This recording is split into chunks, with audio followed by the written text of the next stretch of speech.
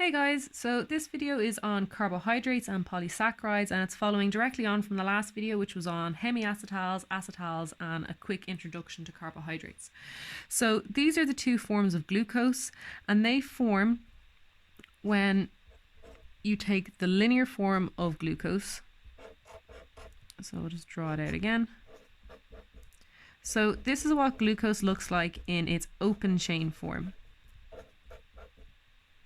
And what happens is, because all of these bonds in the carbon chain are single bonds, all of these groups are rotating around.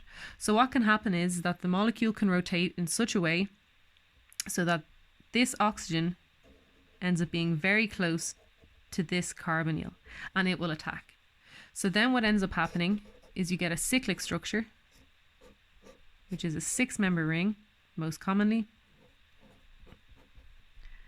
And you have your OHs sticking up and down, and whether or not they're sticking up or down on the ring is determined by whether or not they're wedged or dashed before you get cyclization.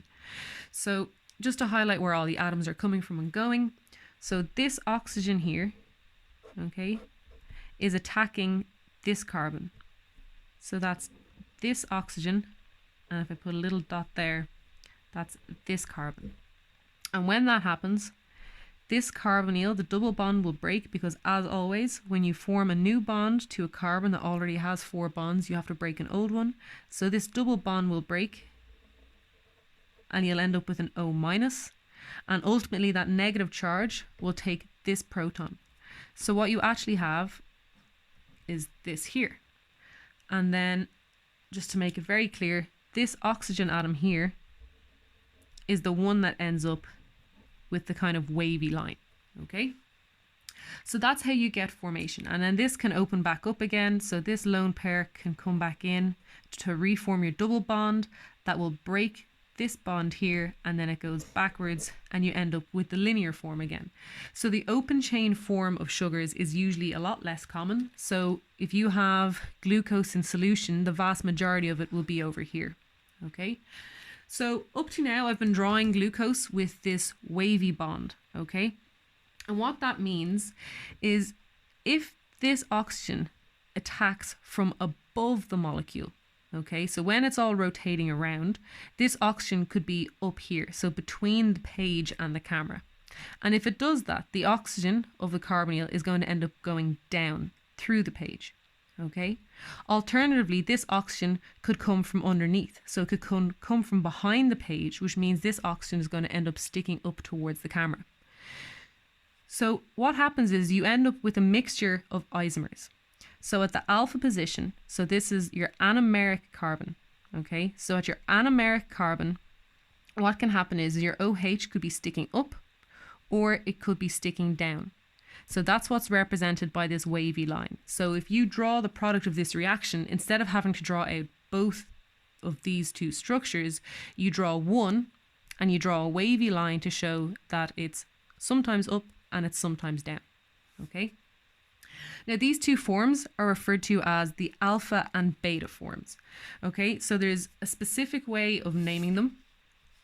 So the complicated way, I suppose, is what you need to do is you look at where the OH is. Is it on the upside or is it on the downside? And then you look at C5. Okay, so this is C5 here. Okay. And if your OH is on the same side as the branch on C5, then it's beta. Okay. So this sounds very complicated. And I suppose to an extent it is. It's actually quite a difficult concept. So I haven't included the hydrogen here, but if your OH is sticking up, then your hydrogen is sticking down. Okay? So in this case, the hydrogen is sticking down. So in the beta form, your OH is up, and there's a hydrogen at this position that's pointing down. And in your alpha glucose, if your OH is sticking down, then your hydrogen must be sticking up. So if your OH is on the opposite side from the branch at carbon 5, then it's alpha, okay? But if your OH is sticking up and so is the branch at C5. So both the branch and your anomeric hydroxy group, if they're both on the same side, then it's beta. Okay, so in the case of glucose, there's a bit of, I guess you probably heard your professor say this several times, beta up and alpha down. Okay, so it can be very difficult to actually learn how to use this rule. Okay, and in the case of your exam next week, you're only going to be seeing glucose. Okay, you're only going to be seeing things where for C5, the branch is sticking up. So if you remember beta up and alpha down, you will be fine. But there are some sugar molecules, just for future reference and to make it very clear, there are some molecules where the branch is sticking down and the beta up rule doesn't work anymore, okay? But for glucose, which is what you will see in your exam, beta is up, okay? So there's so many examples you'll be able to find online. If you just Google, say, I don't know, galactose, okay? Or you Google any monosaccharide structure, such as mannose or ribose, what you can do is you can practice yourself predicting whether or not it's alpha or beta, and then you can Google alpha ribose and beta ribose and practice, well, did I get the answer right? So when the OH of the anomeric carbon is on the same side as the C5 branch, it's beta, okay? So if it's a little bit challenging right now to try and remember how to apply this rule, just remember beta up. Okay, I know I've said that now 3 times, but it's really important to knock that home because nearly every single year this question comes up in the exam. Okay, so in terms of hydrolysis of disaccharides, okay, so the first thing you need to be able to do with disaccharides is describe the bond between the 2 monomers. So each 6-member ring is a single monomer, but you need to be able to describe how they are connected. So a glycosidic bond, and that's a really important term, glycosidic bond, okay, or linkage. This is basically the bond between the 2 sugars, or sorry, well, rather the 2 bonds between the 2 sugars. And what you need to describe, excuse me, it's always going to start at carbon 1, okay?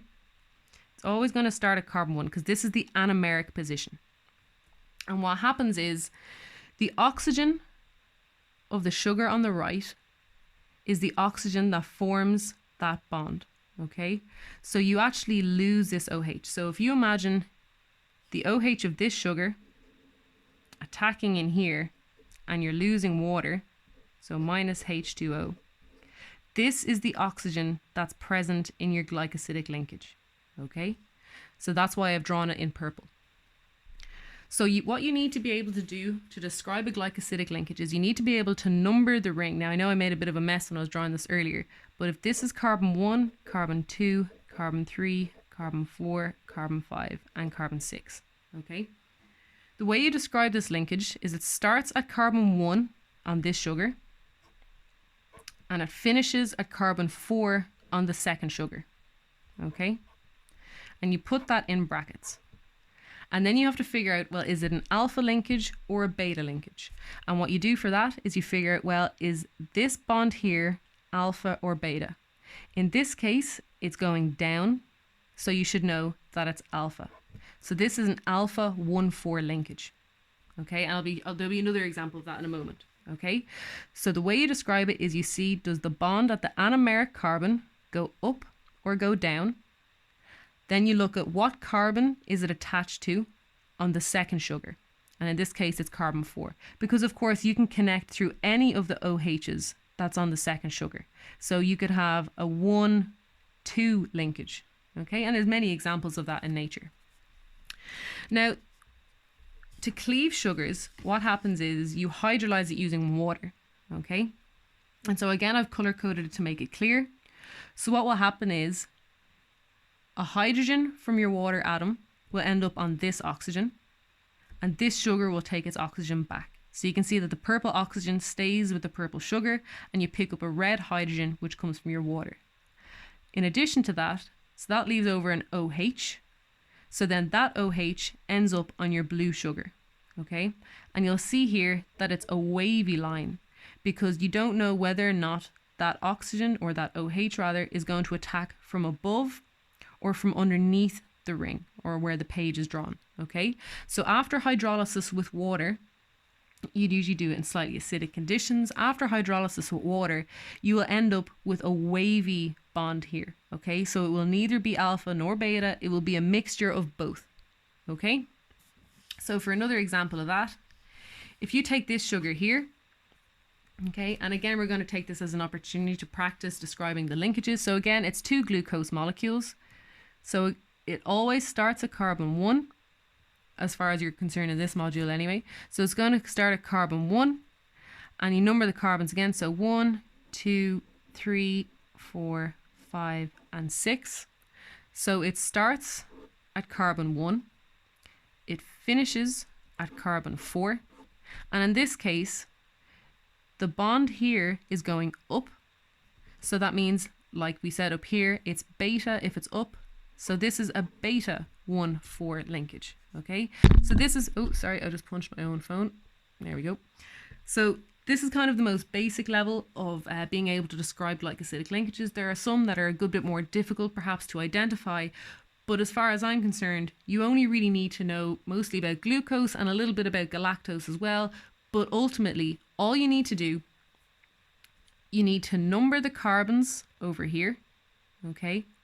And then it will start at carbon 1, it will finish at one of these carbons. So you need to number the carbon, so it could be a beta 1,4 linkage, beta 1,3, beta 1,2, and so on, okay?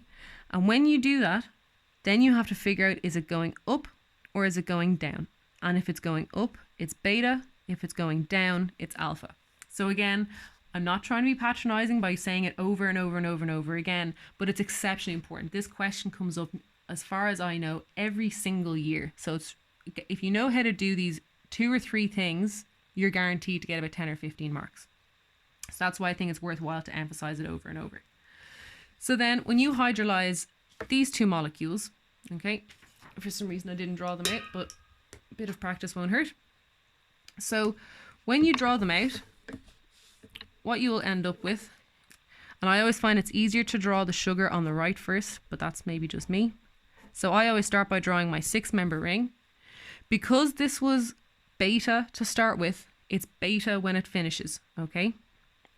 So that will stay up. In this example over here, it started with a squiggly line, so it finishes with a squiggly line, okay? So in the case of the sugar on the right, because you're not actually doing anything to the anomeric carbon of this sugar, if it was up when it started, it stays up. If it was down, it will stay down, okay? So then you just draw all your OHs in. And in this case, as the same as before, this oxygen, because it came from this sugar in the first place, it will stay with this sugar. So it will stay, the purple oxygen will stay with this sugar unit, and then you add a hydrogen from your water. And then in the case of the sugar on the right, you have your 6-member ring, like so. And you draw on all your hydroxy groups, and they don't change. So if they're up to start with, they were up, they stay up. If they're down, they stay down. The only thing that will change is that before this was a beta linkage, but once you hydrolyze it, you end up with a squiggly line, okay? Because it could have the water attack from above, or it could have the water attack from below. Now what you'll notice here is that this is a slightly different molecule from this one, because this OH is now sticking up and not sticking down, okay? So this is galactose. Now in your exam, as far as I'm aware, these structures are always provided for you, and you're not expected to memorize off the structures of alpha or beta glucose or galactose or mannose or anything like that, okay? So just to put your mind at ease regarding that. So the important thing to remember when you're doing hydrolysis of disaccharides or any, it could be a tri or tetrasaccharide, it's important to remember that when you hydrolyze the anomeric, the glycosidic linkage at the anomeric carbon, you get a squiggly line. That's really important. There's always, if there's 20 marks going for that question, there's nearly always 5 marks going for, did they draw that squiggly line? Okay, so it's really important to remember that. So in terms of the structures of polysaccharides, which are obviously really important in terms of simply surviving and also in nature, I printed these off just to save you guys having to listen to my scratchy markers, but also because it's a little bit clear, okay? So a very common question, and I'm pretty sure it actually came up in one of your tutorial assignments, or it certainly has in previous years, is what is the difference between starch and cellulose, okay? So if you look at the structure on the left, so this one here is starch, okay? And if you were to describe the glycosidic linkage here, so it's kind of given away a little bit, but it starts at carbon 1 of this sugar and it finishes at carbon 1, 2, 3, 4 on this sugar. So that means it's a 1,4 linkage. And hopefully now you know that because this bond is going downwards, it's alpha. Okay? So the only structural difference really between starch and cellulose is actually the glycosidic linkage. So if you look at the linkage here, it starts at carbon 1, it finishes at carbon 4. So what you have here is a 1,4 linkage, except in this case the oxygen is going up, okay? So this is beta. But what gets confusing is they always emphasize this online, that in cellulose, every beta glucose monomer is upside down with respect to its neighbor, okay? So what ends up happening is people can get a little bit confused because when you look at this structure here, so if this is carbon 1 and this is then carbon 4, so it's 1, 2, 3, 4, and in this case it's 1, 2, 3, 4. So they often show it where basically all I've done is taken the ring and flipped it 180 degrees. So if you notice the oxygen that's usually drawn on the top by most people, it actually ends up being on the bottom here. Okay, so when you go to try and assign the linkage here, it can get very confusing because of the fact that people draw it where it's rotated around, because it looks like the oxygen is going down, but you have to remember this molecule has actually been turned upside down. Okay, so if I turn the page upside down, now it looks like it's going up, right? So it can be a little bit confusing. So to try and resolve that issue, I have written out, if I can find it somewhere, I have drawn out, give me a moment. No, it is lost. I will draw it out entirely from scratch. Okay, so instead of flipping the molecule by 180 degrees, what I often find when I'm trying to draw cellulose, what I will do instead is I just simply won't flip it, okay? So it's often convenient to flip it because you get a nice straight chain. But for the purpose of assigning whether or not it's alpha or beta, I will often just ignore the fact that it flips, okay? So what you end up looks more like this. Have I drawn that right? Yeah, I think so. Then this one is up, this one is down, so then it goes up again. So what ends up happening is it kind of almost forms a staircase, which obviously takes considerably more space to draw. So that's often why you'll see it drawn like this, okay? So in reality, they do actually turn around because of course these are single bonds, so the sugar molecules can rotate around them.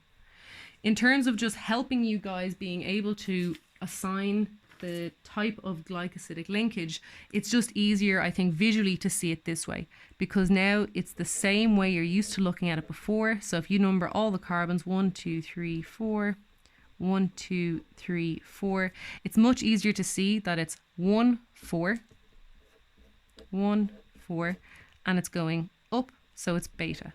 And the same with this one, it's 1 to 4 and it's going up, so it's beta. Okay, whereas when you start to flip the molecule 180 degrees, or sorry, rather this monomer 180 degrees, it becomes a little more difficult because now it doesn't look immediately clear that this bond is actually going up on the same side as carbon 5.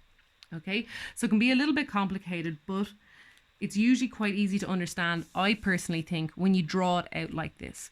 Okay, so In terms of why this is important, okay, so our body has enzymes that are specifically designed for breaking down alpha 1,4 linkages. Okay, so we have enzymes that can see this 1,4 linkage between two glucose units, and it can basically just cut that bond in half. Okay, and that's how we're able to get energy from things like potatoes and rice and pasta and stuff like that. However, in the case of cellulose, even though it's just made up of a 1,4 linkage between glucose, 1,4 linkage to another glucose, 1,4 linkage to another glucose, they're not actually able to be recognized because they're beta 1,4. So animals like cows, and I think giraffes as well, ruminant animals, they have enzymes that are able to see and recognize beta 1,4 linkages. Okay, so that's why it's really important in terms of biology. So if we were to eat cellulose, which is what makes up the cell walls of plants, we actually wouldn't really get any nutrition from a big pile of cellulose at all. Whereas starch, we can indeed get energy from that. So I know this was quite a long video, but carbohydrates are something I think that an awful lot of people can struggle with when they're first introduced to them, because they look like they're very complicated structures. So really, I think the major things that you need to be able to do is identify whether or not it's alpha or beta. Okay, so if it's alpha, it's down. If it's beta, it's because it's up. You need to be able to describe the linkages. So it's always from carbon 1, and then you have to figure out which carbon is it attached to in the next ring, and then decide, well, alpha is down or is it beta. Okay, so they're the really, really important learning objectives when it comes to carbohydrate chemistry for this first year module. I don't believe I'm ever going to have another video quite as long as this one, so fair play to you if you've managed to make it to the end. So I'm coming quite close now to the end of finishing the lecture material, and then hopefully I will have some time to cover some example questions. So if there's anything you're finding particularly difficult, do just shoot me an email, which is down below in the description, or leave a comment on the video and I can cover some questions on any particular topic that you may feel difficult. And please remember that all these videos are made as part of a fundraiser to raise some money for Cystic Fibrosis Ireland. So check out the GoFundMe, which is in the description down below. And thank you for surviving 22 minutes on carbohydrate chemistry. See you next time.